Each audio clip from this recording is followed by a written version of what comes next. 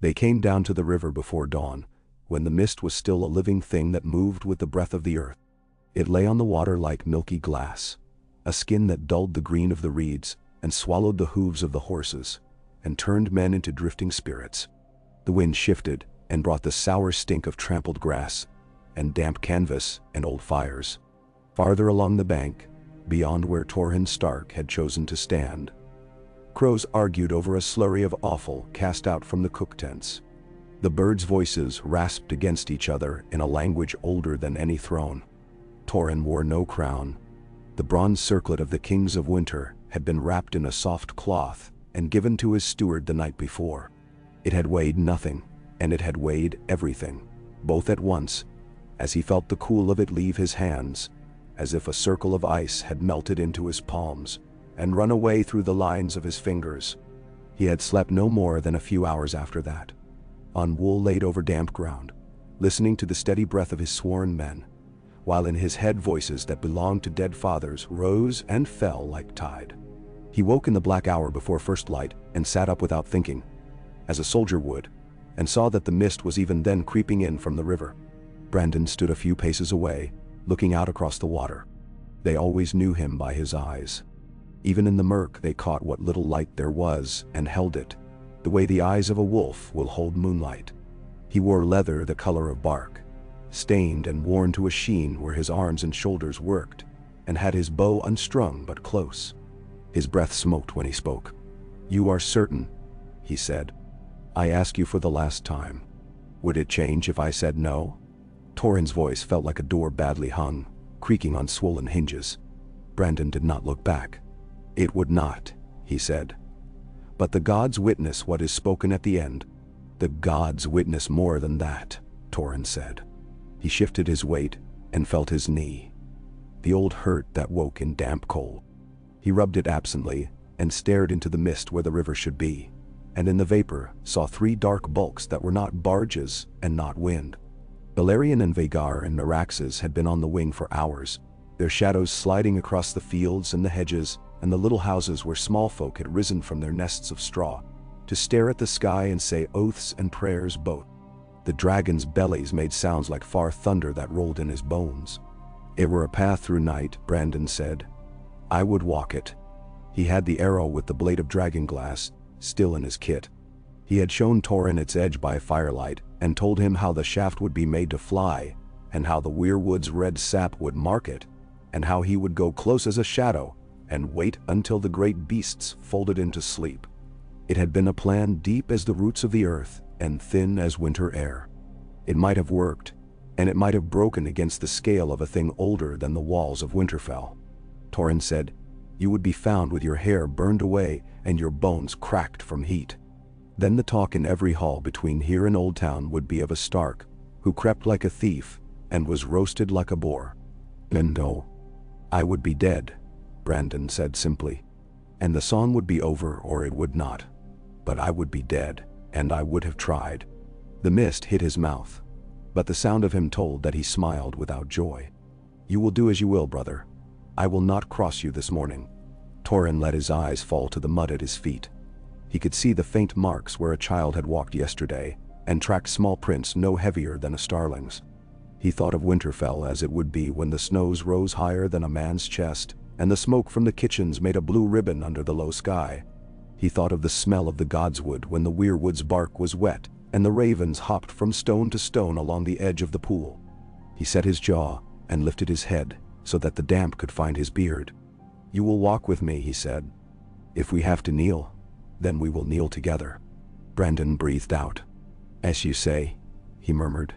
His hand brushed the fletching of his unstrung bow as one touches the hair of a sleeping hound. They went down then.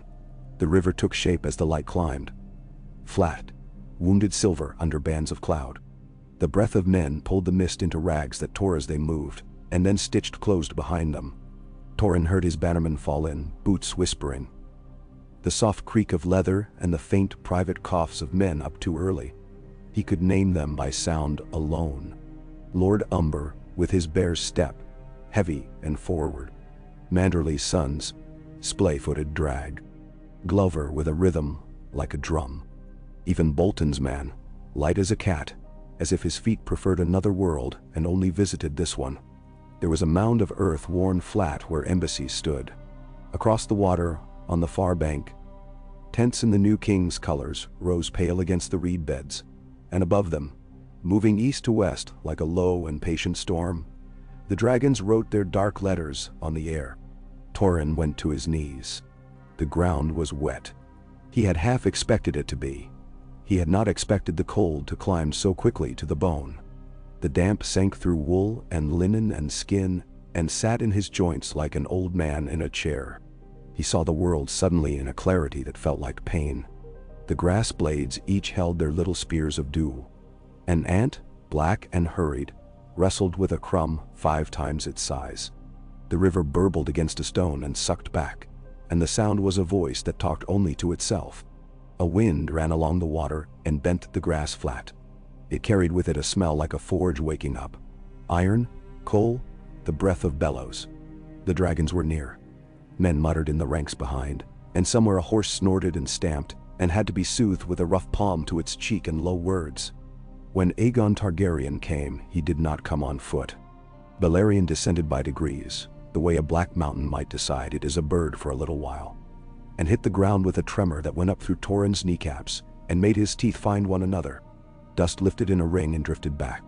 Torrhen kept his eyes down because he had chosen to, not because he was made to. He saw the shadows of Vhagar and Meraxes pass and pass again, tilting and steadying, the way gulls will ride a wind at sea. Boots came close, halted before him. The leather was plain. The spurs were dull steel, unadorned. A man took a breath above him and released it, and that, too, was unadorned. Torrhen lifted his head because it was time, and looked. Aegon's face was a smith's face rather than a prince's, and Torrhen thought of a man who shapes what he needs and saves the flourishes for when the work is done. He was not so young as rumor made him, nor so old as the fear in men's mouths had suggested. His hair did the silver gold thing that the singers loved. There was not much else for the singers to hold. His eyes were pale and watchful. His mouth seldom moved if speech was not required of it. They regarded each other, and for a moment there were only the two of them and the river between banks. Then Aegon inclined his head a finger's width. "Torrhen Stark," he said, and his voice was deep without being heavy. "You have come before me at river edge instead of field edge. I take note of it. Dumbender. I am a river's man and a winter's man both this morning," Torrhen said. He had thought beforehand what he would say at this exact moment, and found he had thrown all those words away. He spoke what was left him. "I have had a night and all the nights before it.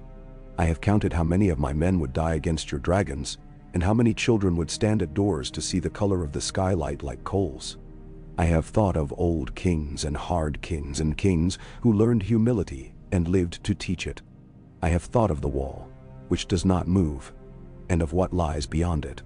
I have gone down into the cold and come back up. I lay my sword at your feet and my pride with it. The north will not burn. Them?" Aegon's eyes went over Torrhen's shoulders, where the bannermen waited solemn as stones, and returned to him. "I have not come to burn what kneels," he said. "I have not come to make an ash heap of a land I would govern." He lifted a hand, and one of his men brought a bundle. Words, wrapped. Aegon placed his hand on a pommel that thrust from the cloth. "Men will say you were wise," he said. "Others will call you craven. They will argue this when we are gone into the ground." "They will," Torrhen said. Aegon's mouth did something like a smile, very quick. "Men of sense do what is needed. I have need of men of sense." He paused, then, "Rise." "Torrhen Stark." Torrhen let the damp fall from him as he stood. The cold came along like a chain dragged through a tide pool. A small shock, a lot of tiny adjustments. Aegon looked him full in the face. "Kings of Winter," he said with care, as if turning the shape of the words on his tongue to see how they fitted. "You will be Lord of Winterfell and Warden for the crown if you will have it, and more.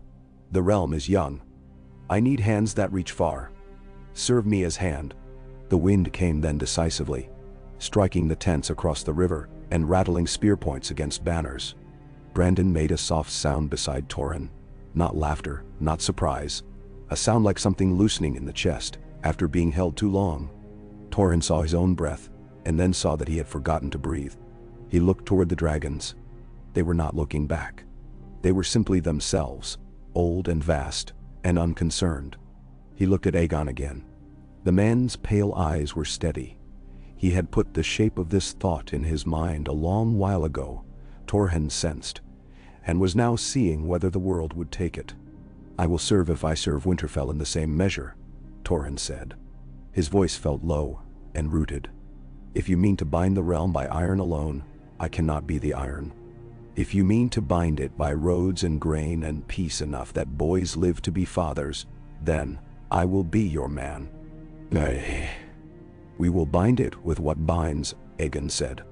"Iron when iron is needed, and bread when bread is needed, and fire when night comes too near." Rhaenys came light as a willow branch brushing a shoulder. She had been aloft and was now walking, and the difference did not seem so great. She smiled with her eyes first. "Well met," she said to Torrhen, and then to Brandon as if she had already been introduced to him in a dream. Visenya stood behind her, tall as a spear and twice as unbending, her face made of hard calm. When Torrhen's gaze touched hers, he felt the intimate examination of a blade's edge along a thumb. He inclined his head to both. "My ladies," he acknowledged. Rhaenys' smile deepened.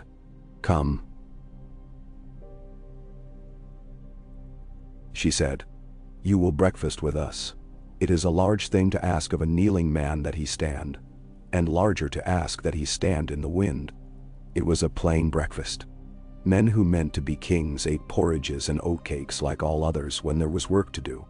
There was honey from hives nearby and dried cherries and pale cheese. Torrhen sat at the edge of a table and kept his back to the dragon, whose warmth still radiated like a banked hearth behind the canvas.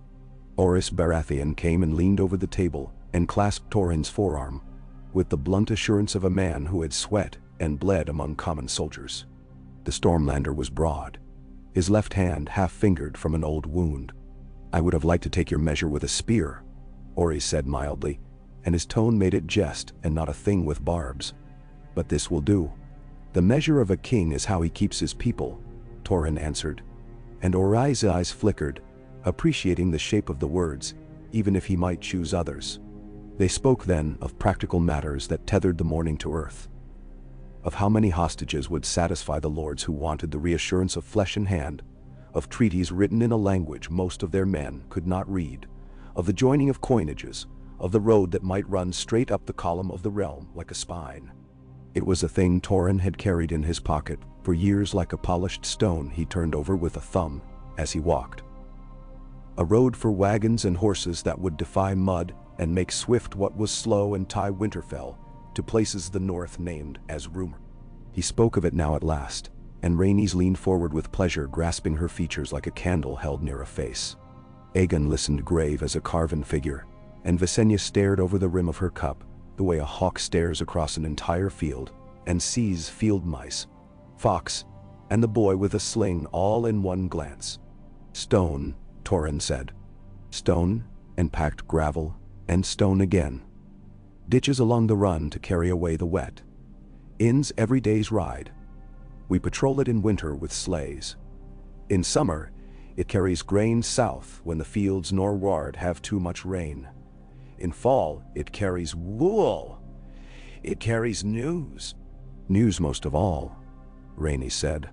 "I have flown over lands where rumor grows like a briar patch that men must hack away at to step forward. To govern is to hear quickly and speak quickly and be believed. A road makes that." Visenya made the faintest movement of the mouth. "It will require labor," she said. "Many hands." "Hands can be fed," Torrhen answered. "Hands that work at a road are not hands holding spears. I would rather feed them bread than send them to bury boys." Aegon nodded once. "You will draw it," he said. "From here to the neck at first, then to Winterfell if the swamps will allow it. We will pay the men who shaped the road from the levy we would have taken to raise armies. The first stones of this road will be ordered by my hand." Torrhen felt the words sit upon him with unexpected gentleness. He waited for the sense that he had given something away that could not be recovered. It did not come. What came instead was the feeling of setting his shoulder into a weight that needed moving and discovering that the ground underfoot was solid, Brandon, who was not one to show triumph, touched his forefinger to the edge of the table and drummed twice, a small sound like a raven knocking a beak against a sill. Torrhen did not look at him. It was enough to feel that quick rhythm in the bones of the wood and to know it was there. The tents along the far bank stirred as the two camps began to move. The news had gone out, and it would go farther, by horse and by rumor, and by the mouths of men who were good at repeating a thing exactly, and those who were good at improving a story to make it as bright as possible. When it arrived at the next fire, a Stark had knelt, and Aegon had lifted him. Somewhere on the Green Forks far bend a boy in the livery of House Blackwood swung into the saddle with a scroll bag at his hip. Somewhere in the reeds a fish rose and took a fly, and returned to the green dark below, uninterested in all of it. They crossed by a low place where the river made a lazy curve, and the stones were slick, but broad. Men pulled at ropes to steady the largest of the wagons. Torrhen's horse went careful, snorting at the cold, and Brandon's eyes scanned the water as if dragons might be hidden there too, scaled and asleep. The camp that would one day become a city had already begun its slow, messy birth. Aegon Fort rose on the high ground, timbered walls raw and pale, with brush still clinging to some of the great logs, the bark half stripped, the marks of tools fresh as teeth in cheese. It looked like an old fort built yesterday. The black water below ran with refuse and the ash of cook fires, and above the tides reach men had pulled down a stand of hackberry and stacked the wood in cords, the scent sharp and green. 2 hillocks stood like dull-loined boars at the crest. Men piled earth with wicker panniers. It was all dirty and urgent and temporary looking, and had a feeling to it like breath being drawn in and not yet let out. Torrhen felt strangely at home in the mess of it. Winterfell had been stone forever, but even stone needs to be cleaned, and the truth of a holdfast is in its kitchens rather than its great hall. He watched a woman pick up a dropped spoon and wipe it on her apron and set it back where it would be used. He watched a boy gather 3 half-burnt sticks and save them for kindling.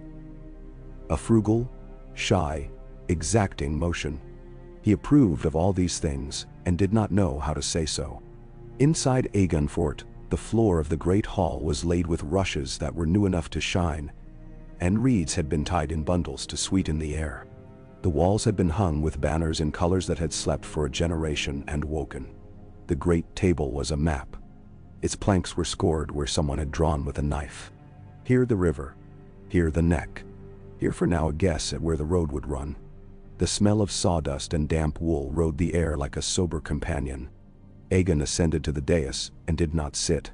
He placed both hands lightly upon the back of his chair and looked at the men who had filled the hall. Valerian was there, a man in middle years whose eyes had seen ships go out and come back and go out again. His hair ran paler than Aegon's, more like sea foam. He nodded at Torrhen as one captain nods to another across the width of a deck, when both ships are close enough to smell each other's pitch. There were river lords, Edmund Tully, clean-jawed and proud, who gave Torrhen a look that said plainly that the river had never broken him, and would not now. The Dornish were not here, nor any from Sunspear. That absence had the shape of an object set down heavily. "Lords," Aegon said. He did not raise his voice. The hall quieted as if a slow hand had settled over it. "You know why you are here. You know also what is not yet done. The realm we name is still a patchwork a child has tried to stitch with too few threads. I will name those who will help me finish it. Orys of the Stormlands, stand forth." "Da." Orys did. The air around him seemed to thicken, as if it had been hammered. Aegon spoke the words that set Orys as lord over the storm marches and the castle he had battered and taken. Orys' chin was up but not too high. He understood weight. "Daemon Valerian," Aegon continued, "you will be my ships. When I say this, I say that your blood and your eye and your tables of winds will be my ships. Your place is at this table when we speak of harbors and tolls and tides. The sea is a road that we need." Valerian bowed with the economy of a man who conserved everything: words, motion, breath. Then Aegon said, "Torrhen Stark, come forward. Silence in a hall is not simple. There are many kinds. This was the kind that made a man aware of his own shoulders. of how he held them, of the unevenness of the boards underfoot, of his mouth. Torrhen walked as he would have walked into his own hall, because there is only one way to do that. He went to the foot of the dais and stood like a tree stands, not motionless, but moving so slowly in the wind that only the keenest eye sees it. By right of conquest and right of oath and the consent of those who will live under it, I name you Hand of the King, Aegon said. You will hold your own lands and titles. You will keep your gods and your household. And you will learn my mind and make what I intend into what is done. Now, a scepter had been made from ashwood and iron for the purpose of the ritual. Visenya held it upright, and in the plainness of that act, there was something more ominous than any flourish. Torrhen put his hand to the iron. It was cold. Some men at such moments feel the prickle of tears. Torrhen felt instead the sense that he had at last found, under a snowfall, the path he had been looking for all morning, and it ran firm underfoot. He turned and saw the faces that would measure him. They were many. In every one he could see a question. He acknowledged them with a grave nod because he had no other gift to give. He saw in some eyes satisfaction. A Northman bound to the dragon throne meant something like balance, or insurance, or a comfort to hearts that beat further from the fire. In others he saw suspicion, and he bore that gladly. Suspicion is only a form of attention, and he would rather be watched closely than ignored. Afterward, there were obligations that were meat and bread to a new order. To show himself among the men, to listen to too much talk, to grasp too many hands. He let it all flow around him and through him. In the midst of it, he took time to stand for a little in the doorway of the hall and watch the sky, which was a clean gray at last.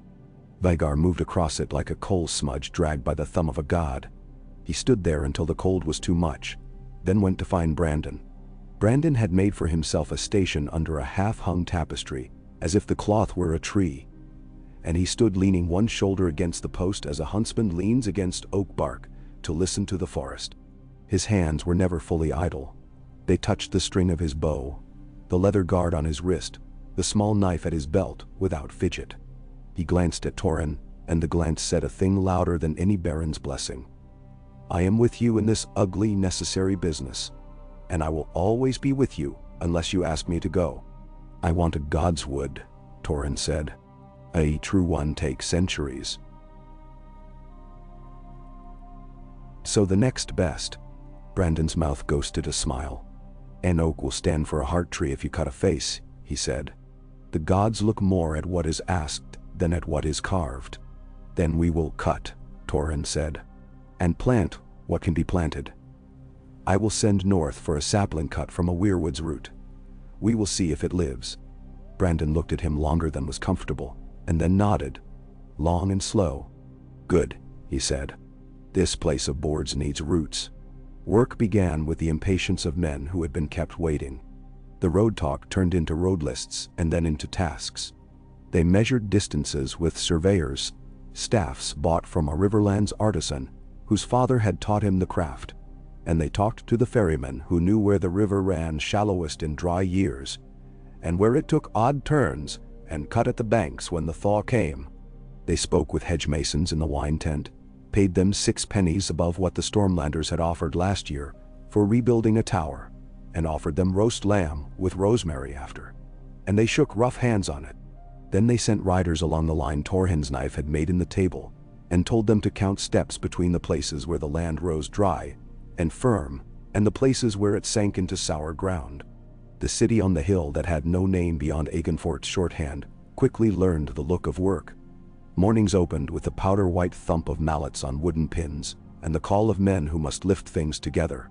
A cooper set up near the cook fires, and began piecing barrels with a patient madness, iron hoops ringing. An old town mason, thin, careful, precise, taught 2 boys to dress stone so that the face looked like water, flowing even when it was dry. A woman from Maidenpool, who had been a camp follower too long, opened a bread tent where the loaves were dark and crackled when you tore them, and she made a little shrine to the mother with sprigs of thyme and dock flowers, and called blessings on all who paid fare. Torrhen went among such people daily, and in that round he learned something that had crept past him for years. The North had taught him to be watchful, but here he had to be present. A fishwife asked him straight-faced if there would be attacks on the river if she crossed it holding a barrel, but none if she rolled it along the ground. He said there would be attacks on the barrel whatever its position. And she grinned, and the man at her side grinned, and after they had gone he remembered smiling. He was not a man given to smiles, because a Stark's smiles are rationed like salt in famine. But this one had come of its own accord, and felt more like an acknowledgement of the world than a gesture. "Careful," Brandon told him later when Torrhen mentioned it. "That's how they get you. First a smile, then you're dancing at manderly feasts like a river trout with a skewer through its eye." Torrhen snorted. Brandon's jokes often lived in that queer place between warning and warm mockery. At night, when the torches made little private worlds of light, and the dragons were dark masses beyond them, the council met. Aegon's hands were always clean, no matter what the day had brought, and that was one of the few vanities he allowed himself. That steel should not smell of what it cut. Rhaenys came to the table with little songs she had learned among the tents, when she had let herself be led by a child's hand to a corner where men had been brewing cider in a dented kettle and talking about tolls. Visenya brought ledgers as if they were swords. If a figure did not add, she laid it down with the moral disapproval of a hawk, returning with a mouse, only to find that it had become straw in its claws. "We must have a city watch," Visenya said on the 9th evening, when the mist had been burned off by a day of weak sun and replaced by a creeping chill that wormed under doorskins and into bed linens. "Men will steal in a town where money is made and goods move. Some will kill. If we wait until there is a city, it will be too late to teach it what is expected. We will choose men now and make them to it." "Not from a single lordship," Torrhen said. "No watchman should open his palm only to one coin."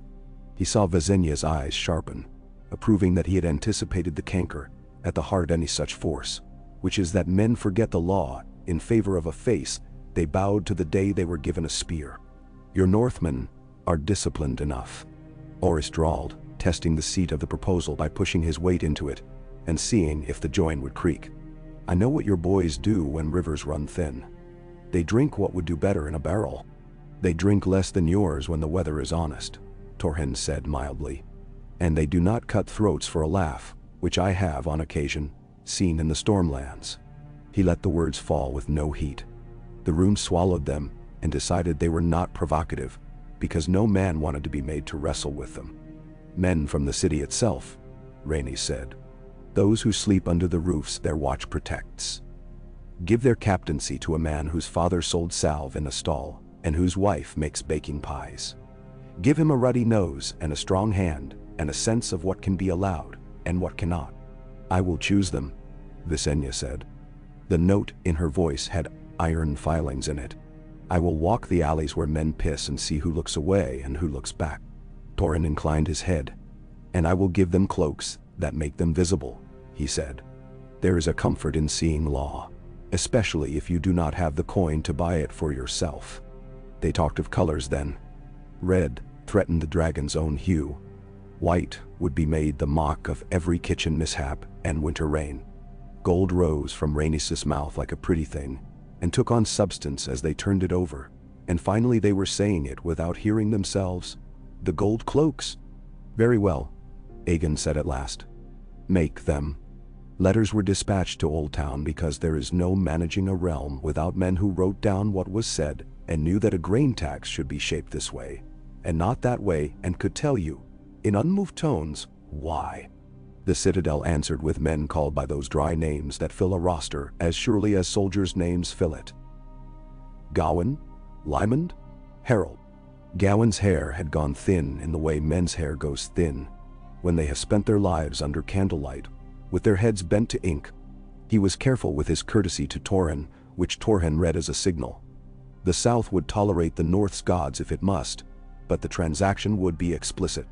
Torrhen was more than willing to make his side of the transaction clear as well. "I will tolerate your gods as well, but should you speak ill of mine, I will look at you as if you were a calf shitting on your own hay." When the High Septon's letter came, it carried the smell of incense and saffron even at a distance, as if the starry sept itself had breathed on the parchment. The words were scrupulously respectful, and placed on the page with the neatness of a tax ledger. They spoke of the anointing of kings and the binding of the realm under proper sanctity, and they spoke too of concerns whispered by men who sniffed a thing's edge before they bit into it. A northern hand who prayed under trees rather than inside sanctuaries with colored glass. The propriety of certain marriages. The time and place for coronations when gods are watching closely. It is correct in tone and slightly too long, Torrhen said, after Gawain had read it aloud. It wants something, but would prefer that we name it instead, so that we have asked. Also, it is suspicious of me. That is wise. Nenam. We will go to Old Town, Aegon said. He made the decision the way he plunged a knife into meat. We will be anointed. Rhaenys, you will charm the Hightowers and persuade them that the light on their tower will burn brighter if it shines on a king. Visenya, you will inspect their swords in the practice yard and convince them they do not know the half of it. Torrhen, you will stand very still, and men will be made to question whether their grandfathers had the right of everything they were told. That will be useful. And no, the journey south was a long breathing in and out of distance. Torrhen had not gone so far before. The north is a country you stretch into, and the ride from Winterfell to White Harbor is itself a kind of pilgrimage through kinds of cold. South of the neck, the cold goes out of things, and is replaced by different hungers. The Riverlands wore their brown-black fertility openly, like a woman with her hair loose down her back, and the smell of the soil spoke to Torrhen of fat pigs and fatter men and a kind of comfort that goes to seed. He did not dislike it. He thought that a realm needs many kinds of places, some where the wind scours a man so that he remembers he is alive, and some where he might rest after and keep a child through winter. Old Town rose like a marvel that had not yet realized it ought to be ashamed of itself. The Hightower, with its lamps masked by day, was a white finger pressed against the sky, and ships crammed the whispering sound so thick that a man might fear to throw a stone and hit more than 3 masts. Rhaenys was delighted openly, and Aegon took his delight internally, as a man does who has thought of this day for a decade. Torrhen stood on the quay and watched a boy with a salt-streaked cap coil a rope, and thought that the boy's hands told the story of his house more truthfully than any banner did. The boy glanced at the dragons and then away because long looking would be seen as an impropriety, and he did not want to be talked about in the taverns as that fool who gaped. The starry sept was full of light. The windows made saints out of sunlight, and spilled them on the floor, in colors vivid as jam. The High Septon was a man whose voice had been made so gentle by years of practice that it felt like a hand on a fevered brow. He performed the motions that had made and unmade kings for hundreds of years, and in all of it Torrhen felt, at the edge of his seeing, the narrow, tolerant impatience of the old gods looking in from a grove where the air is always cold and the leaves do not move unless a truth moves them. After the oil and the words and the weight of the realm's eyes lowered respectfully, there was meat, and there was meat, and there was music. Lord Hightower's hall had its accustomed abundance. Men who had prepared for this night all their lives performed graciousness without effort. Aegon did his part and did not drink more than was wise. Rhaenys collected jokes and gave some back. Visenya stood with a swordmaster from the arbor and made him sweat, though they used only wooden wasters and the air was not warm. Torrhen found himself at one of the lesser tables beside a woman with ink stains on the cuticle of her forefinger and one knee jiggling under the table like a jackrabbit. She turned out to be a copyist who oversaw a room in the citadel dedicated to night books, things that men ought not know but would know anyway.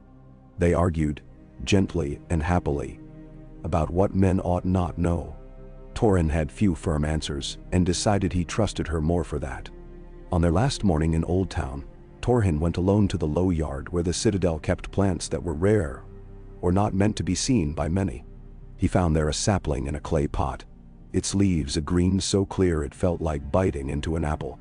Maester Gawain had arranged it, and the little wooden tag hanging from its stem said, in neat letters, that it was cut from a root that had been cut from another, somewhere in the reach where men still went into their gods' woods secretly as if going to meet a lover. Torrhen lifted the pot. It had the honest weight of earth. He carried it back to Egenfort as if he carried a thing that would matter once men were dead. By the time they returned, The fort above the Blackwater had changed in a way that is difficult to measure with the eye but simple with the nose and ear. There were more animals, and where there are more animals, there is a stronger smell of their shit and a louder chorus of their complaint. The market that had been an idea last month was now the thing by which men measured their days. An old woman from Duskendale sold onions that had overwintered in a cellar and tasted more of themselves than new ones did. A boy from Stonedance tripped and spilled eel on a barrel head, and the eel looked like black ropes piled badly. Men in cloaks with new gold on their shoulders moved through it all with a practiced slowness. If they moved too fast, they would appear anxious. If they moved too slow, they would seem slothful. They found the pace that said, "We are here, we see, we will act." Visenya slashed a man's belt for laying hand on a girl's shoulder, and told him to keep his fingers in his own pockets, while he had any. And after that the market spoke less with its hands, and more with its mouth. They planted the sapling in a square of ground within the rough palisade that had been given over to quiet. Torrhen and Brandon cut the face in a young oak set to one side. The oak bled sap that felt stickier than blood, and smelled faintly of something like memory. When they were done, the face looked nothing like the weirwood faces in the north. It looked instead like an old man who had known kindness and seen it disregarded, and would not forget either. Torrhen stepped back, put his hands in the small of his back, and nodded as if to an equal. "It will do," he said. "Not for everyone. Enough for me. Menderhouse." "That is all the gods have ever asked," Brandon said. He went to his knee with the easy, habitual motion of a hunter, kneeling to show respect to a stag whose life he had ended. In the weeks that followed, the work of a hand took on the complexion of weather. Some days bright and clear, some days dull and grinding, and the occasional squall. A man had better ride out under a proper roof. House Blackwood wrote to complain that House Bracken had cut down certain trees and called it land improvement. House Bracken wrote to complain that Blackwood had put a face on an oak in a field that had belonged to Bracken grandfathers since before the Dawn Age. Torrhen wrote as if he were planting poles along a riverbank, firm, spaced, designed to hold when flood came. He called the men and made them speak in the same room, and forbade them to use old words for old grievances. And he would not let them out until they had agreed on where the boundary ran and how they would call it to their sons. "If you cannot," he said, "I will call it myself, and neither of you will be satisfied," which strikes me as fair.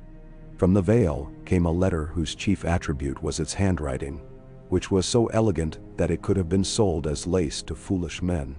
It argued for certain tolls to be reduced, with reasons that were honest and self-serving in equal measure. Torrhen liked the Vale because it had mountains in its thinking. He reduced the tolls some and not all, which is to say he did the sensible thing, which is to say he satisfied no one entirely and was therefore content. Rains came and made the river fat and yellow-bellied, and the first parts of the road sank as if the earth had decided it was hungry. Torrhen went out to see it himself and stood in a shallow that ate men's boots and made a sound like a pig sucking at a teat. "We should have carried more stone here," he said, "and cut drains deeper. It is no disgrace to be wrong when the land shows you what it wants, but it is a disgrace to act as if you are not." He ordered changes and sent coin to pay for them, and made a note to praise the foreman who had written to say, "This bit is bad. Praise the men who tell you the truth when it is inconvenient," he told his steward, "or they will not tell you the next time." He learned to read Aegon's silences. There were many of them, but they were not empty. When Aegon stood with his hands behind his back and looked out over the water and said nothing, he was thinking of Dorne, which would not bow. Rhaenys spoke of Sunspear with a tone at once fascinated and frustrated, and Torrhen listened because she saw things in a far-wandering way that his feet-on-ground mind had not been formed to see. "They have water in wells like secrets,"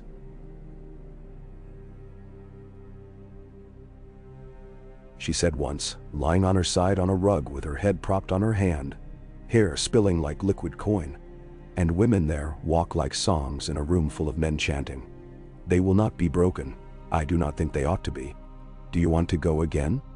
Torrhen asked quietly, because he knew that part of her restlessness was a grief she had not yet been taught to name. She looked at him. "You ask that way because you mean to weigh my wanting and my risking," she said, "which is my favorite thing about you. hand of the king. Yes. I want. And I know the weight of the wanting. Ma'am? I? Visenya, who neither wanted nor did not want so much as she decided, honed the first of the swords that would stand at Aegon's back always. The men sworn to guard the king were not yet a formal brotherhood, with a name that poets could shout in lines, but they were that in everything but christening. She picked them as she had promised, out of places where men piss. One was a sellsword who had gone without pay in Volantis, rather than cut a child as was commanded. One had been a lord's second son who could not leave the habit of usefulness. One had been the captain of a ferry crew, and could tie any knot and cut any rope without looking. Visenya's eye valued these unseen arts. She made them stand in a line and stare at her until she smiled, which was rare as lightning. "You do not look like a tourney," she said. "Good." The throne itself was being made, if that is what you can call a thing done with such brutality. Men brought carts and carts and carts of swords. Some had names etched on them. Most did not. Torrhen walked among the piles and saw blades that had killed only sheep and blades that had killed men who had children with faces they had kissed. He picked up one and found the edge still sharp, and on the hilt there was a notch a man had made with a knife while thinking about a woman or a debt. Then Balerion breathed, and the pile became a river of red that cooled to black. The smell of that breath was like an old mine waking. Torrhen stood far back and felt his bones talk to one another. "No king should sit easy," Aegon said, watching. "It will be a seat that remembers." "It should remember names," Torrhen said. "Even if no one reads them, I will know they are there."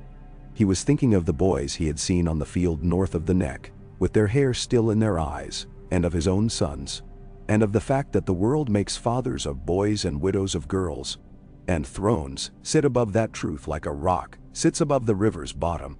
He wrote to Winterfell at nights when the hall had emptied, and the fire was low, and a few braziers flickered like stubborn thoughts. He told his steward which grain stores to open if the harvest looked as if it might come late. He told the castellan to have the men begin to lay stone in the inner yard where the frost heaves had made trouble for years. He told his sons, for he did not name them in the letter, but they knew who they were, that the world would say many things about their father, and that some would even be true, and that it was their task to keep the things that mattered most true, and let the others go. He signed with the wolf, and the words that had no warmth but more depth than any other words had ever had for him. "Winter is coming." He sent the letters by ravens that beat their wings over a land that was changing day by day at the edge of men's sight, which is the only way lands ever change. On a day that began clear and turned showery by noon, a delegation came up from a little city east along the river. They brought clay in their hands to show what they had come to ask for: a charter to dig clay and bake it into bricks, for the road and for the walls, and for the houses that would soon outnumber the tents like trees outnumber saplings. Torrhen took the clay and shaped it without thinking while they spoke. When he looked down, he saw that he had made a wolf out of it. He was embarrassed by the childishness of it, and then decided not to be. He set the wolf on the edge of the table to dry. The men from the city looked at it and said nothing, which was wise. He gave them their charter with strictures that would prevent a few of the stupidities he had seen in mines in the north. He took from them, in return, the promise of men sent to the road, which he valued more than the clay. There were letters from Sunspear, angry as hornets.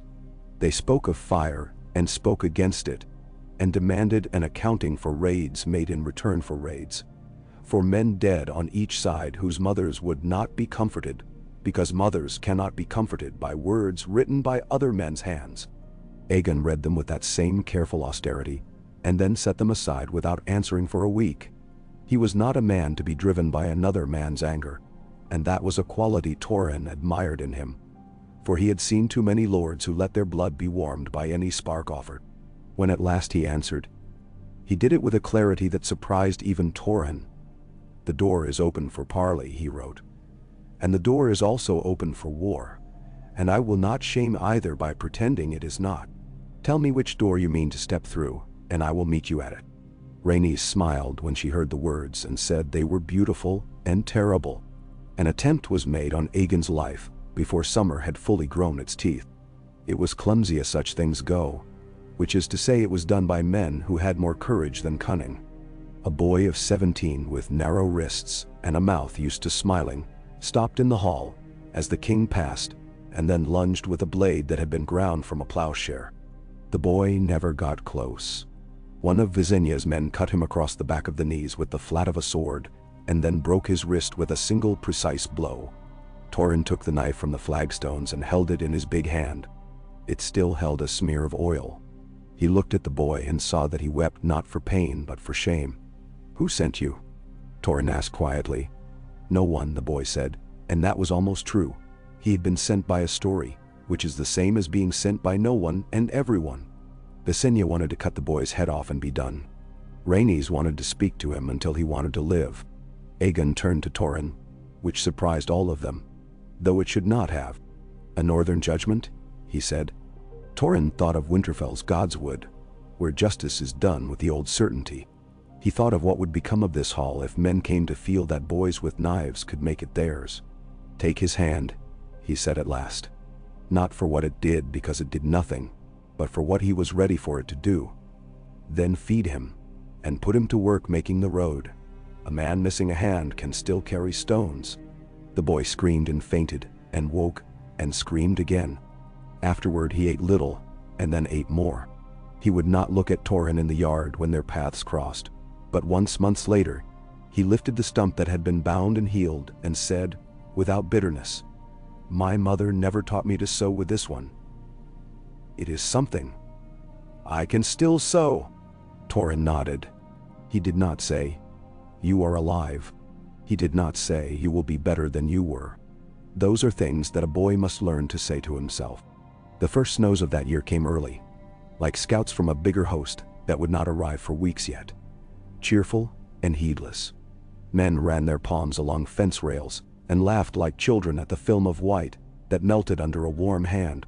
The sapling in the Godswood took the snow delicately to its leaves and shed it as if breathing out. The face cut in the oak looked patient. Torrhen stood a long while in that small space with the snow falling through the light and the sound of it making its own silence. He prayed in the northern way, which is to say he did not speak, because it is not in the nature of the old gods to demand words. He thought of the north, of the white woods moving, of a man going out along the wall and seeing only the skin of his own breath. He thought of binding. He thought of what he had done and what it was doing. When spring returned and with it, the good mud that smells like bread and iron, the road had its first stretch that could be called a road with a straight face. Torrhen walked its length from the fort to the place where the ground tilted into hillocks and the river swerved. He appreciated the logic of its drainage and the neatness of its ditches, the way the gravel had been packed to a hardness that made his boots sound sharper. He bent once and picked up a small piece of quartz and put it in his mouth out of an old habit. Quartz tells a man something about a place when it clicks against his teeth. "It will hold," he told the foreman who had come up beside him, nervous as a man walking into a lord's presence and finding him not inclined to bite.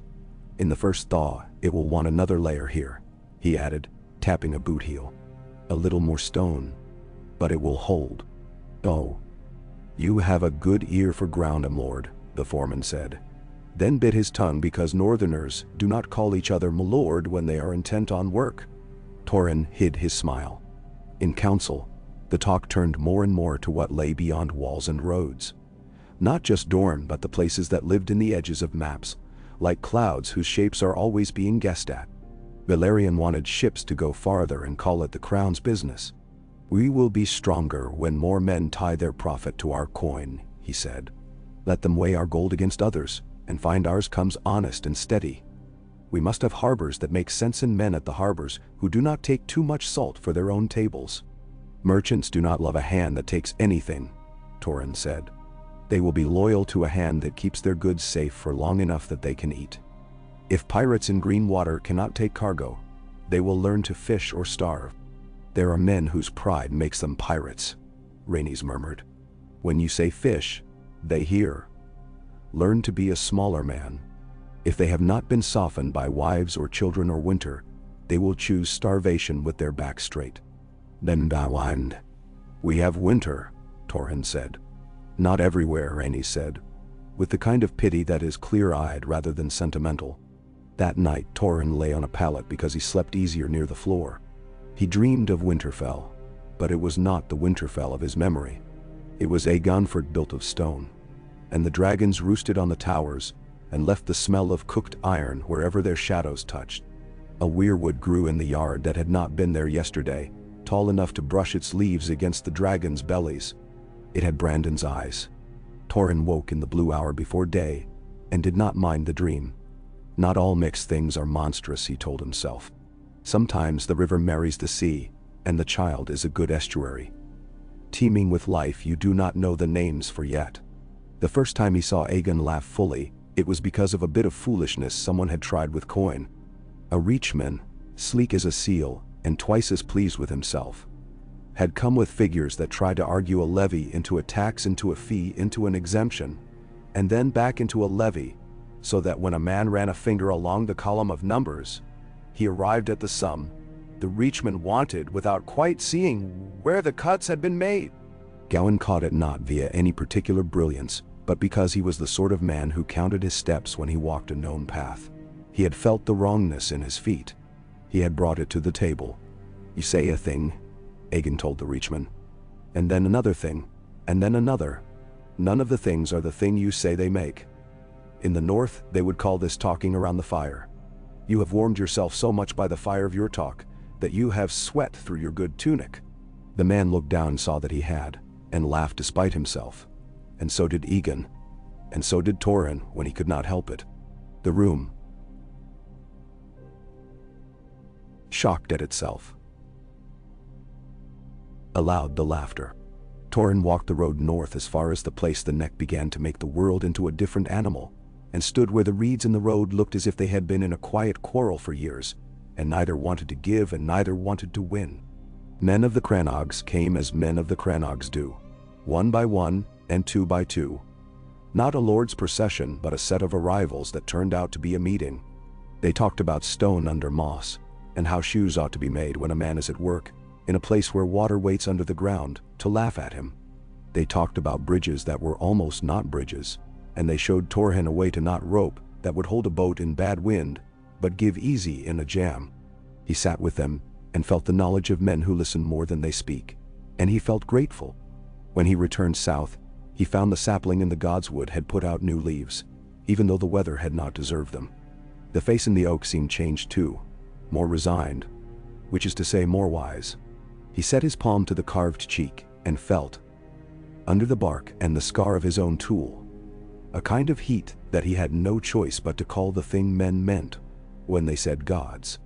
He closed his eyes and thought of the boys on the road, carrying stones past one another, of the dragons folding into sleep with the delicacy of massive things that choose to be soft for an instant, of Aegon's eyes when he asked a question he already knew the answer to and wanted to see if a friend would say it anyway.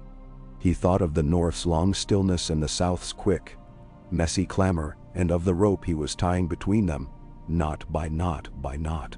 The summer after, a child was born in one of the houses that had been no more than canvas when Torrhen first walked past with his hood pushed back in the rain. The father came to the market with a stupid joy and bought a ribbon the color of egg yolk to tie to his stall post, and told everyone who bought eel that his son had come into the world with a howl that had scared a cat off the sill. The mother took the child into the godswood, and not being a woman who bowed to trees, because she was from Fairmarket, she bowed to the tree anyway and said, "If there is any listening in this place, listen to this child." Torrhen watched from a distance and did not move forward because sometimes the most a man can do for the world is to not interfere with its tenderness. Later he sent a quiet coin to the father through a deputy. The man, who had pride, came to the fort and set the coin down on a step and said, "I don't take charity." Torrhen told him, "It is not charity. It is mine as the king's hand to name the first child born on a road that will bind the realm's bones. Give me that as my pride and I will give the coin back as yours." "But what will you name him?" the man said, standing straighter because he understood that sometimes a naming is the making of a thing. "Binder," Torrhen said softly, "and then because men will make mock, no, your wife will have my head. Name him what you would, call him Ben, or John, or whatever your father's father was called. I will know what he is called in my heart." The father laughed. "John," he said. "His grandfather's name." "Good," Torrhen said, because he liked the feel of it. "John it is."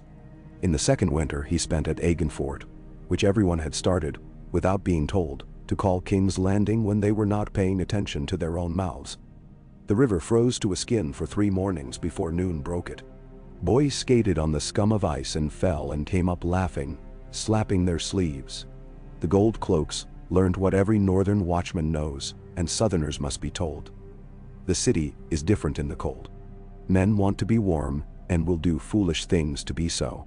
The watchmen took to standing near braziers and moving often so that their faces did not grease with lethargy. They learned to look at the roofs, where thieves would run when the alleys made too loud a story. Torrhen, who took his exercise by walking every morning in a habit so set in him that he did it even when the weather had opinions about it, went up the hill and back down, and usually ended in the godswood. That morning he found Aegon there. The king had a piece of bread in one hand and was staring at the face cut in the oak, as if comparing it with something he had carried around in his head for years. He passed half the bread to Torrhen without looking. "What will happen when I die?" Aegon said, as if he were asking whether it would snow before noon. "You will be dead," Torrhen said, because northern men often take questions at their first meaning, and because beginning there is a way of getting to the rest. Aegon chewed and swallowed. "After," he said.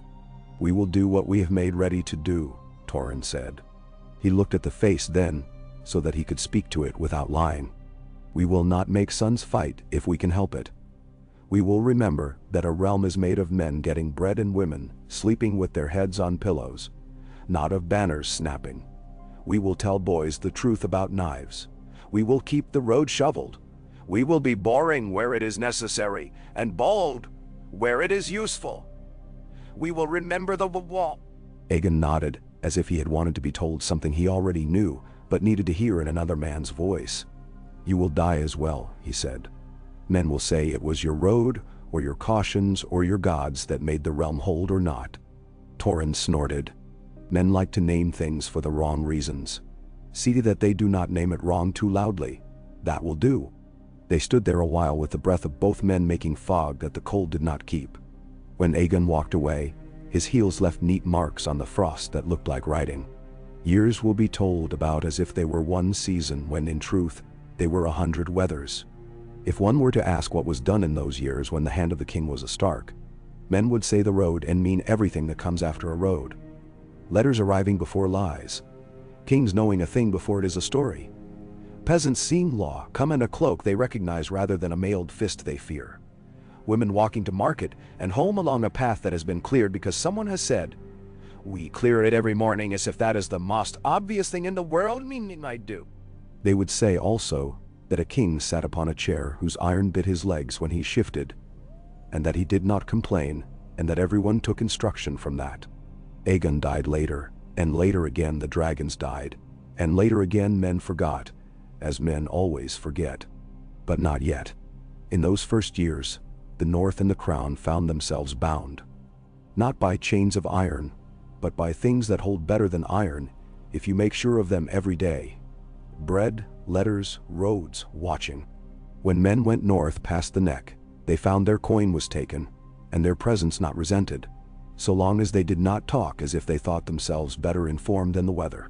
When men went south from Winterfell, they found that if they kept their voices level, and did not laugh at southern fears, doors opened. Torrhen's hair went white quicker than he thought it would. He kept his shoulders straight, and he kept his mouth from saying the unhelpful truth too often, which is that everything a man thinks is original was said by someone else 30 years ago.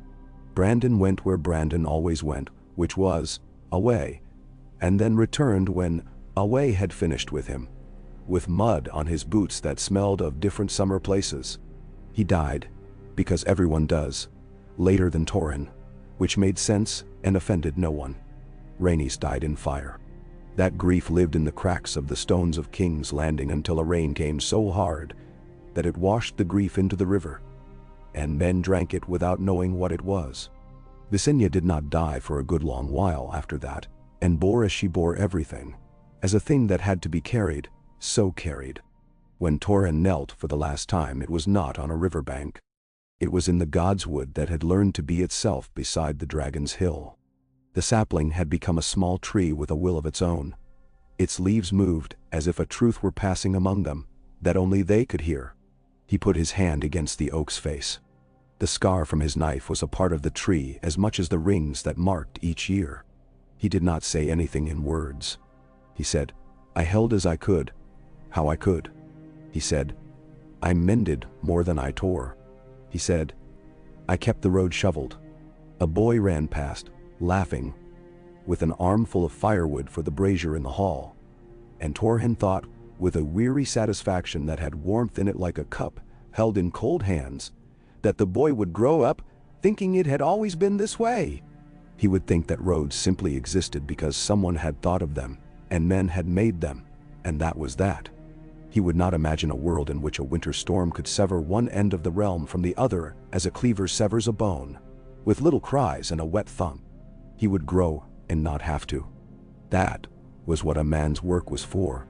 Outside the palisade, the last stretch of timber that would one day be stone, the river ran making the same sounds it had made the morning Torrhen went to his knees, and men who didn't know the name for that sound called it comfort or called it nuisance, depending on what they had in their hands. The dragons stirred above, great and unthinking, and the city below them went on doing what cities do, making things and breaking them, loving and forgetting and remembering and eating and shitting and sleeping and waking to do it again. Somewhere a child was named John with no one at all thinking of a hand's private joke. Somewhere a woman poured hot water into a basin and washed a dead man's face and spoke to him as if he could still be persuaded. The road stretched north as a sentence stretches toward its verb. Men walked on it and wore it and repaired it. In years to come, when someone asked how the north had been to the dragon and not broken, a man at a fire would say, reflective as a mason touching a stone, he said when he was young, "There was a king with a hammer, and there was a Stark with a shovel, and between them they built something that did not fall when the wind blew, which is all any of us can ask for and more than most get." And if he had been a boy in that city at that time, he might add, "One winter there was a morning when it snowed, and we skated on the river, and I fell, and my hands were so cold, I thought they would stay that way forever. But they warmed. They warmed. Yeah." The year opened with thaw and rumor, which are more alike than most will admit. On mornings, when the frost pulled itself loose from the grass as if ashamed to be caught, Torrhen would stand with his hands behind his back and listen to what the cooks, the wheelwrights, and the men who cut rushes believed was happening in places they had never seen. News came riding, and news came as gossip walking with a basket on its hip, and both required the same habit: to sort the stones that sink from those that skip and make a pretty noise for a second and are gone. The habit was old in him and had sharpened with use. He learned, too, to put particular weight on the words of those who used few. A crannogman came one noon to the far end of the yard and stood until Torrhen's eye found him. His hair had the greenish tinge that water bestows on men who spend their days close to it. He looked as if he had stepped out of a reed bed rather than a doorway. He said, "Ice spiders." Then he said, "The stories move." Then he closed his mouth and let Torrhen make of it what he would. Torrhen did not laugh because there are things that ought not be laughed at, whether they are true or not. He sent a letter north that afternoon to the Lord Commander on the wall, the ink going down steady as heartbeat, offering grain, nails, leather, and men if the watch would have them. He sent another to White Harbor, to Manderley, whose boy's walk had grown into a lord's stride since the submission, asking him to gather ships for the carrying of such stores and to open his cellars to the watchmen when they came through. He wrote a third to a nameless man he had known 20 years ago, who had taken the black because a woman had died with his child inside her, and he had not wanted another woman ever after. He said simply, "We remember you." He was not a handwriting then. He was a brother. More sober, more immediate words stirred the hall by evening. The Dornish had spilled across the foothills in a ragged surge, had harried the marches with speed and precision enough to be called art, had vanished when men came after with iron in their hands. Aegon stood with his palm flat on the table's dirty map, and traced a finger along names the North had never made a place for. The Boneway, the Prince's Pass, Hellholt, Euronwood. He made no boast. He said, in that deliberate way of his, "If they will not come to my field, I will go to theirs." Visenya's mouth did its flint flicker. That was her version of approval. Rhaenys did not smile.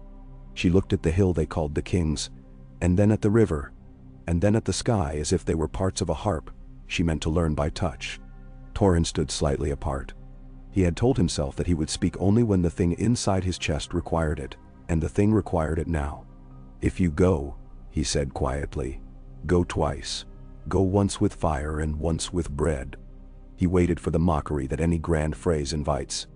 It did not come. Aegon nodded as if he had been expecting those words in some form. "We will burn what is offered to us to burn," Aegon said. "And we will spare what kneels, and we will build where we may. The first two we have done. The third we must learn to do more quickly." He looked to Daemon Valerian. "Ships to supply our engines. Ories. Hold the marches with men who can read a hill as if it were a face." He turned back to Torrhen. "If I go south, you will make the city into a place that can bind the realm while my back is turned. Bind it so that when I return, I am not returning to a thing that has come loose." It was not in a Northman's nature to bow often, but neither is it in his nature to pretend a burden is light when it is not. Torrhen inclined his head with a gravity that had weight and purpose. "I will hold," he said. He thought of the sapling, of the face in the oak, of the road that had the stubbornness of good work in it, and he knew what needed doing.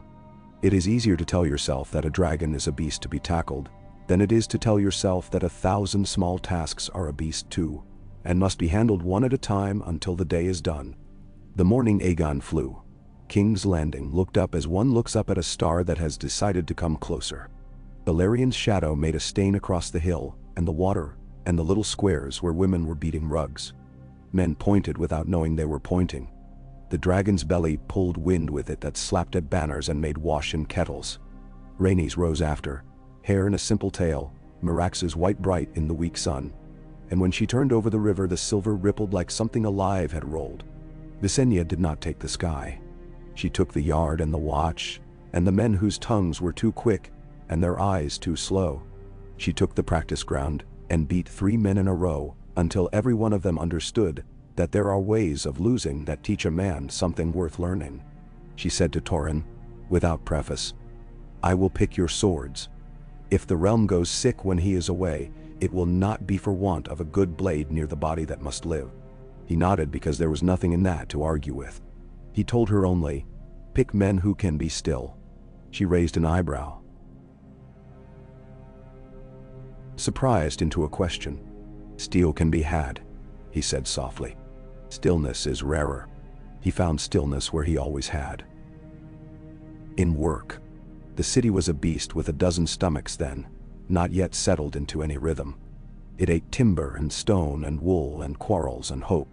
It belched out slops and coin and rumor, and sometimes a song so true that men stopped where they were and shut their mouths and let it pass through them. Torrhen set himself to give it bones. The watch, under Visenya's close eye, grew into a thing that knew its own name. Cloaks the color of harvest wheat went over shoulders, and a dozen men in each post began their days with a list of streets to walk, not because a lord had said so, but because between the river and the hill those streets needed to be walked if women were to sleep. He went to each post and stood with his arms folded and asked the captain, "What will you do when 2 men fight over a pot?" The wrong answer was, "Beat both." The wrong answer was, "Do nothing." The right answer was a longer thing that began with eyes and ended with a sense for dignity. He heard it twice, which was 2 times more than he expected, and he gave those men more responsibility without telling them he had. He set scribes to copying the same letter until their hands cramped. An invitation to lords minor and middling to send sons to court to be educated in the crown's way of doing things. It was not called hostage-taking because men disliked the taste of that word in their mouths, but it had the same lovely double edge. Affection will tie what iron cannot. He made the letters different by an inch for those whose sigils he liked, or whose wives he had heard brewed good cordial. In the north he added a line about fur and smoke and how the hall would welcome it. In the Reach, He added 2 words about harvests. At Duskendale, he wrote of ships, at Rosby of pigs, at Stokeworth of barley, and the way it smells when you step on it. He did not lie. He simply let men see that he had listened. He sat then with Gawain, and the quiet men who made coin move from place to place, without anyone noticing, until something did not arrive where it ought. They laid out rough wooden counters on the table, and pushed them along the carved rivers. There were tolls at the bridges and tolls at the ferries and taxes too, but most of the realm's wealth moved in niceties, small remissions for a friend, small additions for a fool. Torrhen took a knife to it, and shaved where shaving made a face cleaner. You must let men keep enough pride that they feel themselves clever, he said. Take the coin and leave them the satisfaction. If they feel robbed, they will spend the winter finding a way to make the numbers lie back to you. And so, he went out along the road himself when he could, because a man who governs with ink must walk in dust, or he forgets the weight of what he is writing. He found a team stalled where the ground had slumped, and the ditch's water had asserted itself. He stripped off his cloak and put his shoulder in with the men, and grunted as the wheel took the rut. He stood panting with them after, and saw the look they didn't show to lords, surprised that he had done a thing that put sweat on him. He neither made much of it, nor pretended it had not occurred. He said, "Fill that hollow with stone like so," and he did the shape with his hands, and then he went on. At night, there were moments that balanced the weight. A song at the cook fire that began with a joke and ended with a wistfulness so keen it made the men go quiet. A blue heron standing like a thought at the very edge of the Blackwater's silted bank. The feel of the little tree in the godswood changing season by season, as if in its skin were written a calendar no man could read but many sent. He met a girl in the market who told him with a serious face that her father had knelt and the king had lifted him up in the same morning. And then she asked if the road would have room for her goat, and he understood what lords sometimes do not, that people imagine their lives as themselves at the center of the world they know. He said, "There will be room for your goat, and for you beside him," and thought, "There must be." Letters from the south came as insects do in warm weather. Constantly, some with sting. Aegon's hand wrote rarely, but entirely. Rhaenys's hand wrote often, and with life. She drew pictures sometimes, of a mountaintop where the wind made a song like a harp if you lay on your back and closed one ear with your hand, of a well whose water tasted faintly of iron, because there was iron under the hill if you dug deep enough. She wrote, "We have seen men who fight as their grandfathers fought, and women who play at war as if it were a dance they were born to." She wrote, "They bow to their own gods and their own pride, and will not be made to kneel by any other." She wrote, "There is a story here I do not know the ending of." Torrhen held those letters and imagined the wake her dragon made over pink stone and saltbush. Then there was a letter that was not from Rhaenys, not from Aegon. It was from Orys, and it said more by what it did not say than by what it did. Meraxes had fallen was all. There were words around it about salvos of great bolts, about the suddenness of it, about the way the dragon had hit the sand like a god's fist falling open. There were words about the dust and the iron taste in the mouth, and the sound absence makes when something vast that has always been there is no longer. Rhaenys's body had not been found. There were rumors that the Wills had her. There were rumors that she had died at once. There were rumors that she lived and was a captive in a place no man loyal to crown could enter. Orys did not say, "We have failed." Orys did not say, "I am afraid." Orys did not say, "The king will burn the world." He did not need to. Torrhen folded the letter along its crease and set it in a drawer, rather than burn it as men love to do with pain. He went and stood in the godswood for a long while, and did not pray for anything as much as he prayed for the strength not to let grief make him stupid. In the hall, the air went thin and close. Aegon returned with his face carved into something that would not break. He went high and wide with Balerian's fire, and Visenya went with him, and the sky for days looked the way memory looks when it is crowded with single unbearable moments. The Dornish hid. They vanished into stone and water and shadow like creatures born for that. There is no set-piece battle against men who choose not to set a piece. "Force will not do this," Torrhen said to Bray. "No, not Bray, a riverland man whose name was like a bray and whose heart was kinder than his voice. A man Torrhen had found could take a message and keep every word in order. He said it to the council, and he said it to himself, and he said it to the oak's face.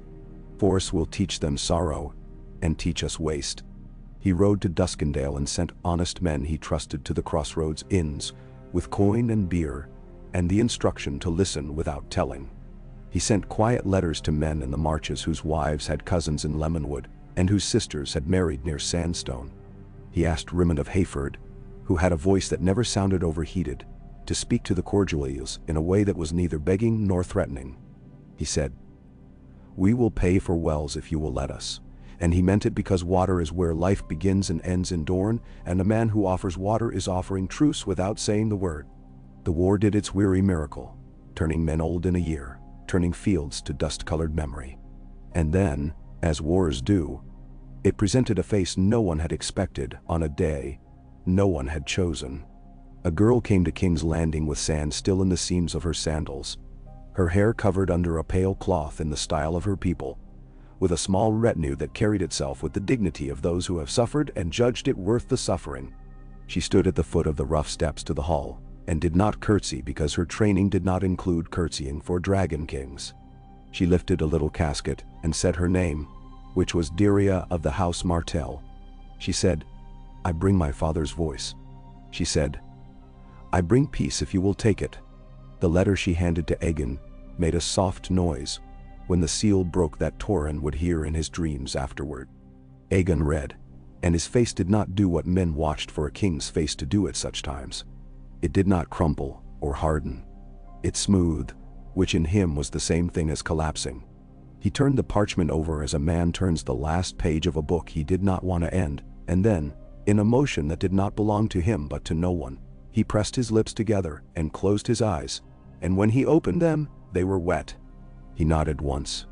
"It is done," he said. The court stood like cattle in a lightning storm, uncertain whether to move or be still. Torrhen read it later in a room with no windows, and with only Visenya watching him because she understood that a man reads such a letter first as a man, and only later as a hand. It was a spare letter, not carefully written to be a monument, the way Southrons love to write monuments to themselves. It spoke of fires that frightened children into silence for months afterward, of bones in the sand that had belonged to men who had not paused when the wind blew cool. It spoke of Meraxes, not by name because Dorne did not love dragons enough to name them, but by weight and shadow and a falling that had killed sons and daughters along with the beast. It spoke of old wills and old rights that the desert in its patience had kept safe under a layer of dust. Then it spoke of peace in terms so brutally fair that they cut. "We will not kneel and you will not burn us. We will send you wine and you will let us keep our banners. You will marry into our house in time, and we will teach your grandchildren to eat dates without smooshing them." It ended with a line that stuck like a burr. "Grief for grief, breath for breath. This is balance." It had in its lid a thing that no one would name aloud. A ring that had been Rhaenys. Sometimes the world sends you a token that cannot be argued with. Aegon accepted. He did not go out into the yard and roar the acceptance. He said, "It is done." He said, "No more burning." He said, "The sand has spoken to the sea, and the sea will answer with civility." Visenya stood very straight, which in her language was a sign of a kind of honor. Orys looked down at the hand that was not there, and then he looked up as if he might see Rhaenys at last, and tell her that something had been done that made no fool of her death. Torrhen's work changed tone. War is a drum. Peace is a loom. He liked the loom better. The days took on that complex satisfactory fatigue that good labor gives. He set scribes to draft treaties that used plain speech. He cut out the bits that sounded as if men were trying to prove they had learned their letters. He sent word to the marchers that there would be no raids to feed anger like a dog chained to a post, snarling and snapping, until someone's soft part came too near. He got, in return, a mended border where men could walk without looking over both shoulders.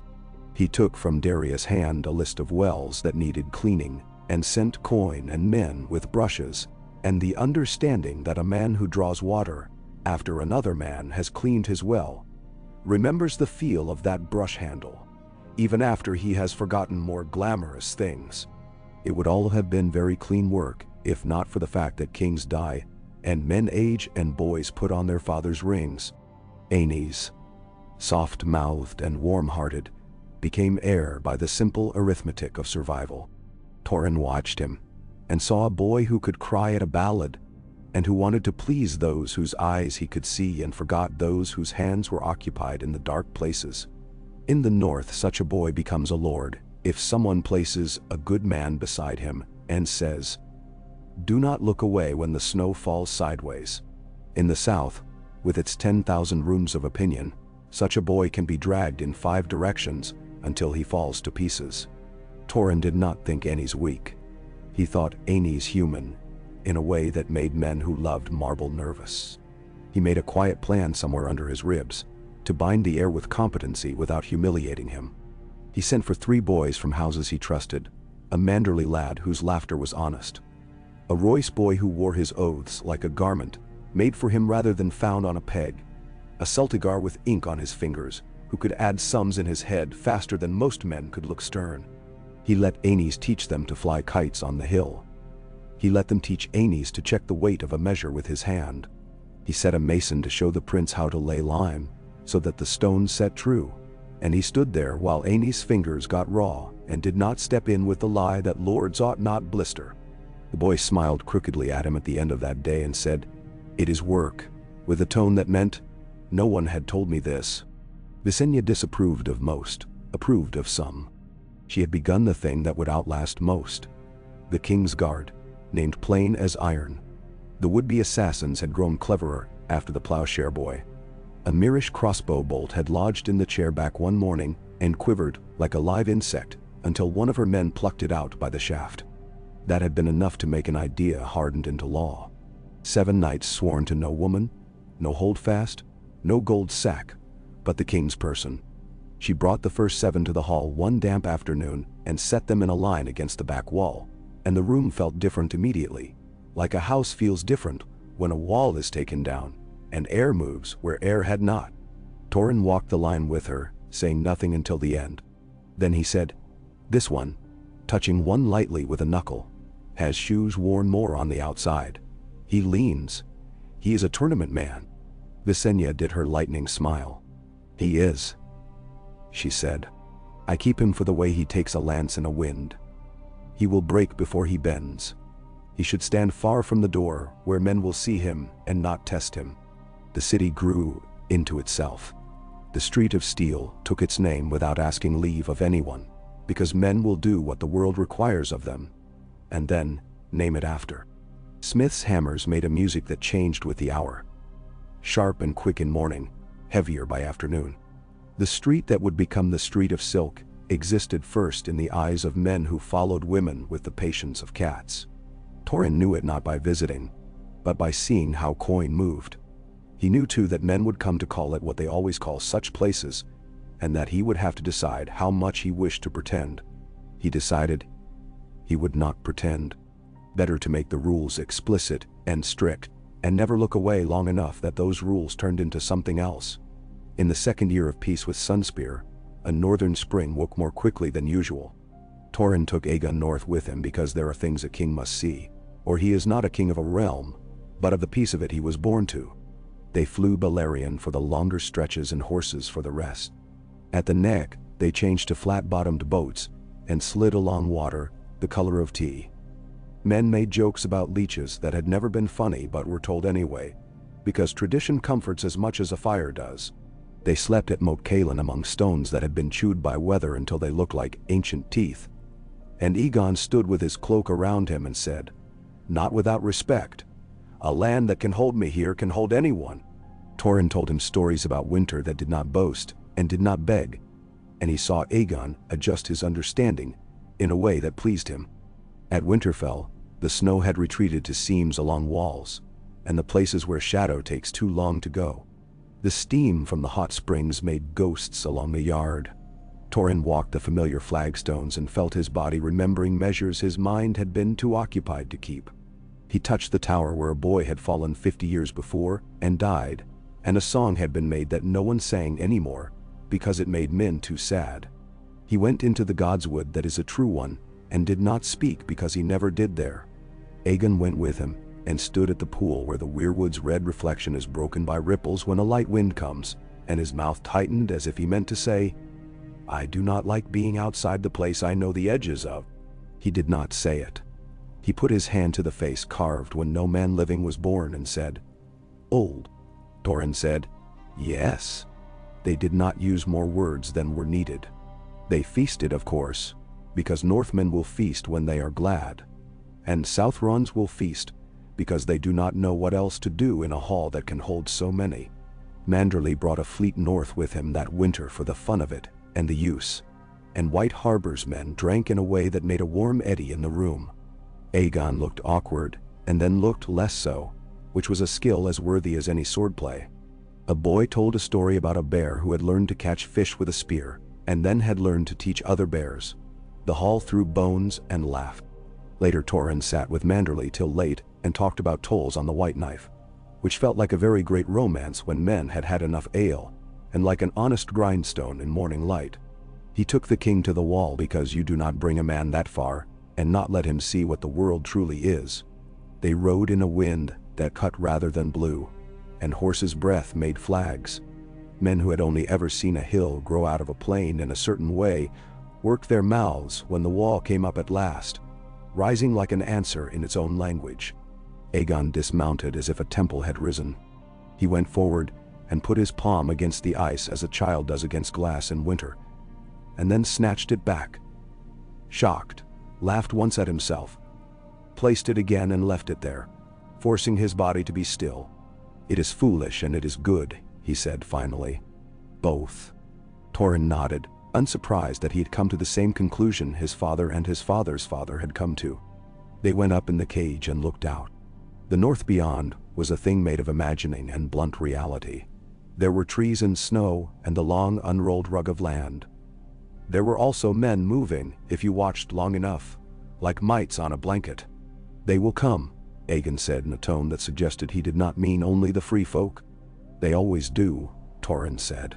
He took from his saddlebag the letter he had brought and gave it to the Lord Commander, a sober man whose features were arranged as if he had stepped into a wind 20 years ago, and it had never stopped. He said, "Grain will come if you send a raven when you need it," and the man did not smile, because men at the wall forget how, but he nodded in a way that meant more. Back at King's Landing the river smelled of new fish and warmer mud, which is to say, it smelled like work. The little tree in the Godswood had found its place. Torrhen found his. He adjusted without complaint to the way the city began to call itself by the king's name, even in mouths that had once sneered at it. He approved without telling anyone that he approved, when a boy on the Street of Sisters swore, "By the King's Hill," instead of, "By the Hackberry." The Red Keep was an idea in Visenia's eye before it was a drawing on a table. She had a way of looking at a lack and finding the shape that would fit it. Men brought stones to measure. Quarries were talked about in terms that made wine merchants yawn, but made Torrhen's blood move. He told them, "Do not build it only to be hard to take. Build it to last." There is a difference. When Aegon died, as men do, he died not on a field in his mail but at Dragonstone, where the sea will make you feel your heart whether you want to or not. News came in a way that was almost gentle, carried by a sailor with a hat held in both hands, who had the courtesy to look at the floor when he spoke. Torrhen received it standing and went to the Godswood because men who have worn weight must lay it down somewhere under green if they are to avoid becoming all iron themselves. Aenys became king, and the realm immediately began the work of examining him, as if he were a horse for purchase. There were grumbles. There were men who said the boy would make a weak king because he was kind. Torrhen said to Bray, "No," to Brandon. To the Riverlander with the braying voice, "Men say a plow is weak because it yields to the ground. It is not weak. It is how bread happens." The man laughed and said, "We will see." The Faith muttered more loudly. It had tightened its belt and waded through Aegon's iron practicalities. It was not made to love his sister wives, but it had foregone open rebellion because it had counted dragons and found piety a poor shield against fire. With Aenys came hope to those who would clothe presumption in sanctity. The starry sept wrote letters with more nerves showing through the ink. The poor fellows began to ride a little more boldly. The warriors' sons polished their armor as if they meant to be seen. Torrhen answered with patience, while he had patience, and with steel where patience would have been mistake. "You will let men kneel where they like when it is their souls they are offering," he wrote. "And you will not demand that they kneel in public to your liking. When it is their bodies and their bread, they must offer or keep." He said to Aenys, "Marry for peace if you can, but do not make the mistake of thinking marriage in itself is peace." He said to Visenya, when she sharpened Dark Sister and looked as if she would like to cut a bishop in two. "Not yet." Maegor returned from Pentos with a mouth that had never learned to say "I regret." He was iron with an edge, and edges are useful in carpentry and in butchery both. Torrhen did not dislike him. He simply did not mistake his nature. "If you put a sword to a knot," he told the council when Maegor was not there, "you can say you have undone the knot. You may also say you have ruined the rope." He tried to stand between brothers without pretending the place was comfortable. He sat in the hall one afternoon and felt the world's breath pausing. Aenys married his children in ways that made sense to him and sense to no one else. The faith spilled over. It was a relief, in a savage way, when the thing that had been threatening to break did. Aenys fled where the warm hands of his ladies were, and died where the sea's breath looked like smoke. Maegor took what had always been waiting for him if the world went a certain direction. The city learned what a city is like under a man who believes obedience is the only virtue that matters. The Red Keep was built with speed and a terror in its foundations. The watch grew harder, which is not always to say better. Torrhen stayed because a man does not take his road up into his arms and leave because another man has decided to make his own road of bones. He stayed because the North would not be made safer by his departure, and might be made safer by his stool remaining in the room where the king would sometimes have to look at it and remember bread. He went one evening to the market, with only one man behind him. That man had a broken nose and a way of using his eyes to point at trouble, without making other men feel they were being pointed at. A woman selling fish stared at Torrhen with her mouth thin and asked, "Do you know what he did at the Sept?" He did know. He knew it in a way that made his throat taste of salt and iron. He said, "I know what he has done. I will know what he does next. I will do what I can do. I will not lie to you." She lifted her chin. "Good," she said. "Keep the price of eels honest. We'll keep the city from going to rot." He nodded, grateful for the way the world sometimes tells you what you are to do without poetry. When the faith's blades flickered in the alleys, and the streets saw as much blood as the yards, Visenya's men were very busy. Torrhen rode at night with his jaw clenched. Orders for flour without mold spots to be diverted to neighborhoods that had lost work to the upheaval. Orders for the watch to take their pay openly in the yard on a certain day so that wives might count it with them and know when it was short. Orders for the graves to be dug in ground that would not flood and give back its dead. He sent his brother Brandon out of the city because with men like Maegor, a bowman who did not know how to bend his anger's spine into patience would end by an executioner's block. Brandon went unwilling and, in a rare show with wet eyes, "I will go where the trees have not learned to be afraid of men," he said. "Come to me if the city begins to eat itself. If it does, I will not let you stay." Torrhen clasped his arm and said, "I will come. I will not let it." Maegor rode the Iron Throne as a man rides a beast he has taught to snarl on command. The realm held, as realms stubbornly do, even when men try their best to make them let go. The gold cloaks. The name was in use now, and no one remembered exactly when it had become the only way to call them. Took bribes less frequently, when Torrhen stood in their rooms and said nothing. He learned to place men where their weaknesses would be least ruinous, and their strengths a daily blessing. He did not try to change men out of their natures. He redirected them the way a river is taught to run down a channel you can live beside. He aged. There is nothing dignified about it up close. His knees were not what they had been. The cold in spring settled sooner into his hands now, and took longer to be charmed out. He had to stop himself from telling young men that they were repeating mistakes that had been made elegantly 50 years ago, and badly 30 and hilariously 10. He read the realm's letters with increasingly patient irony, and then with something like affection. He looked at Aenys' son, Jaehaerys, with his clear gaze, and his wife with her hands that did not stand idle, and felt something in him unknit. He found himself smiling alone in rooms, which is usually a sign of a man drunk or a man relieved. He was not drunk. He was relieved. The day Jaehaerys took the city back from the fear that had nested in its rafters, and made of it a place where streets could become what they are when they are loved. Torrhen stood on the hill, and felt pride as if he had swallowed the sun's heat. The young king was the sort of king the hand who loves roads can die under content. He did not need Torrhen to show him where a drain should be cut. He needed him to sit and begin one of his long stories, and then cut himself short and say only half of what he meant, knowing the boy's mind would finish it. Torrhen did that willingly. He moved, finally, slowly, a little, toward the edge of the room.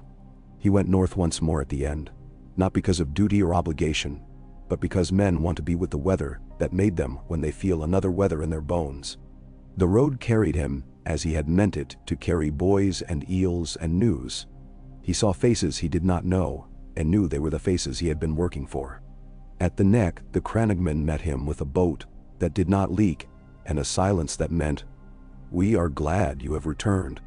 At Winterfell, the steam rose without asking anyone's leave. He went to the Godswood. The weirwood was as it had been. The pool thought its thoughts. He set his hand to the bark, and felt in his palm all the warmth of all the men's hands he had shaken. He felt the cold that had taught those hands what a fire is for.